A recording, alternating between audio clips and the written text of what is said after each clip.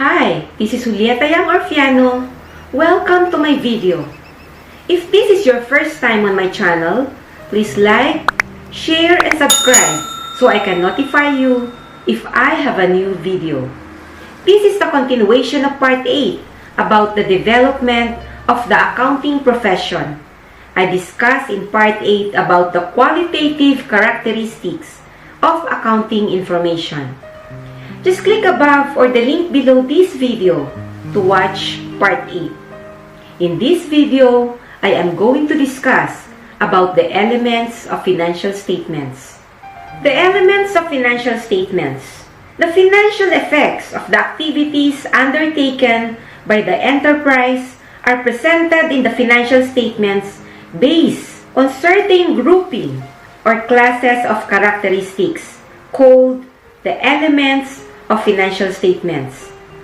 The elements of financial statements are assets, liabilities, equity, income, and expenses. The first three, assets, liabilities, and equity, are elements directly related to financial position, while the last two, income and expenses, are the elements that are directly related to performance.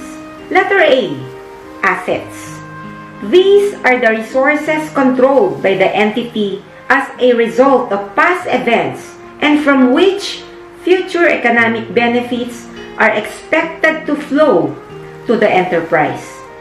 These resources include financial assets such as cash, receivables, or debt and equity securities of other enterprises held by the entity as investments. They also include non-financial assets such as inventory, property, plant and equipment, and intangible assets. Letter B, liabilities. A liability is a present obligation of an enterprise arising from past events, the settlement of which is expected to result to an outflow from the entity of economic resources embodying economic benefits. Liabilities include financial liabilities such as notes and accounts payable, long-term debts, and other contracts requiring the entity to make cash payments at a future date. They also include non-financial liabilities such as deferred revenues for which goods or services are to be delivered in the future. Letter C, equity. Equity is the residual interest in the assets of the entity after deducting all its liabilities. This is measured as the excess of assets over liabilities. Letter D, income. Income is increases in economic benefits during an accounting period in the form of inflows or enhancement of assets or decreases of liabilities that result in increases in equity, other than those relating to contributions from equity participants. Income encompasses both revenues and gains. The distinction between revenues and gains is based on the nature of the activity that gives rise to income.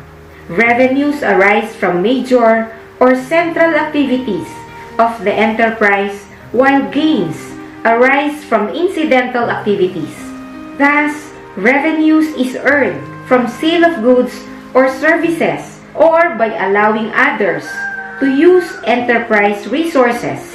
Gains arise from incidental disposal of assets of the enterprise and from activities other than sale of goods and services in the normal course of business. Letter E, expenses. Expenses are decreases in economic benefits during the accounting period in the form of outflows or depletion of assets or incurrence of liabilities that result in decreases in equity other than those relating to distributions to equity participants. Expenses include also losses which arise from incidental activities of the enterprise. Thank you for watching my video. I hope you learned something from this video. I did part 10 and continuation of this video wherein I discuss in part 10 about recognition principles. Just click above or the link below this video to watch part 10.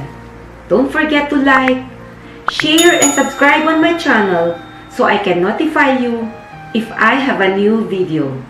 Once again, this is Juliet Orfiano. See you on my next video.